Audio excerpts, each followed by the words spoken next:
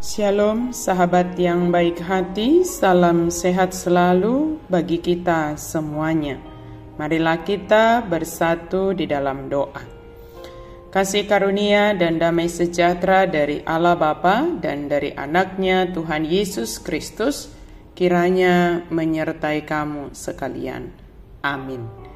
Firman Tuhan bagi kita pada hari ini tertulis dalam kitab 1 Korintus 1 ayat 28 dan 29. Dan apa yang tidak terpandang dan yang hina bagi dunia dipilih Allah, bahkan apa yang tidak berarti dipilih Allah untuk meniadakan apa yang berarti. Supaya jangan ada seorang pun manusia yang memegahkan diri di hadapan Allah. Akanatiuk di Portivion, jalana marlea dipilih di bata. Tung si suadeido, asa suada hononna naung jongjokyan. Asa unang manenga-nenga agie ise jolma maradopon di bata. Apa yang tidak terpandang dipilih untuk meniadakan yang berarti.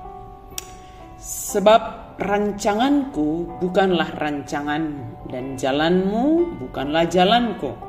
Demikianlah firman Tuhan. Seperti tingginya langit dari bumi, demikianlah tingginya jalanku dari jalanmu, dan rancanganku dari rancanganmu. Demikianlah isi dari kitab Yesaya 55 ayat 8 sampai 9. Yang menggambarkan betapa jauhnya cara berpikir Allah dengan manusia. Allah memiliki banyak cara menyatakan kuasanya di tengah dunia agar dunia melihat dan menyaksikan akan kemahakuasaannya. Cara yang dipilih Allah berbeda dengan cara yang dipikirkan manusia. Jika manusia mudah terpengaruh dengan apa yang tampak dari luar, tetapi Allah lebih melihat hati. Kita sering tertipu oleh penampilan luar seseorang. Orang kaya diperhatikan, orang miskin dikesampingkan, orang cantik diprioritaskan, orang lemah diabaikan. Dan betapa memprihatinkan jika penilaian seperti itu terjadi dalam gereja. Allah kita tidak memandang muka atau penampilan. Allah tidak pernah tertipu oleh penampilan seseorang, sebab Dia melihat hati. Dia justru memilih orang yang dikatakan tanda kutip tidak terpandang, yang dianggap hina, yang tidak berarti bagi dunia, untuk meniadakan apa yang berarti. Paulus mengungkapkan kesadaran yang amat dalam bahwa orang tanda kutip bodoh dan lemah justru dipilih Allah. Orang yang merasa dirinya tidak berdaya, lemah dan bodoh cenderung membutuhkan bantuan dan mendambakan kehadiran serta persahabatan. Demikian pula dalam ketergantungannya kepada Allah. Mereka benar-benar mengakui kebutuhan mereka akan kehadiran Allah.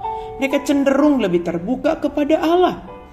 Sebaliknya, orang yang mencari pengaruh, pujian, dan kekayaan untuk diri sendiri sering tampak tertutup kepada Allah karena merasa sudah mampu memperolehnya dengan kekuatan kemampuannya sendiri. Untuk mematahkan kesombongan dan kemegahan diri manusia ini, Allah justru menggunakan orang yang dianggap miskin, lemah, hina, dan bahkan tidak terpandang untuk meniadakan yang berarti menurut ukuran dunia ini. Maka di hadapan Allah tidak ada yang dapat kita andalkan selain kasih karunia Allah yang menganugerahkan keselamatan bagi kita. Dia memberikan anugerah pengampunan dosa dan keselamatan bukan karena kelayakan kita, bukan karena kebaikan kita, dan bukan karena usaha kita, tetapi oleh karena anugerahnya.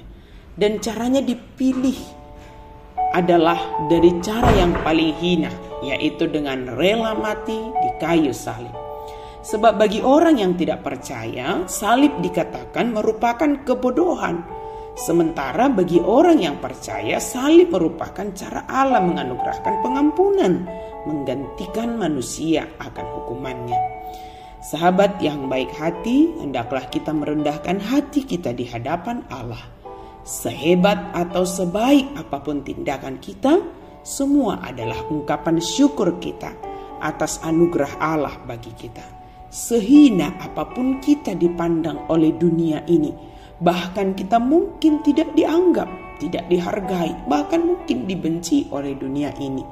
Ingatlah, bagi Allah kita sungguh sangat berharga. Amin. Mari kita berdoa. Terima kasih Tuhan karena kasih-Mu bagi kami. Kami tidak tahu bagaimana Tuhan memakai kami, bagaimana cara Tuhan untuk senantiasa menyatakan hikmat-Mu bagi kami Tuhan. Tetapi kami selalu berserah dan percaya kepada Tuhan saja. Apapun yang kami lakukan, semua adalah atas pimpinan Tuhan. Dalam nama Yesus kami berdoa dan bersyukur. Amin.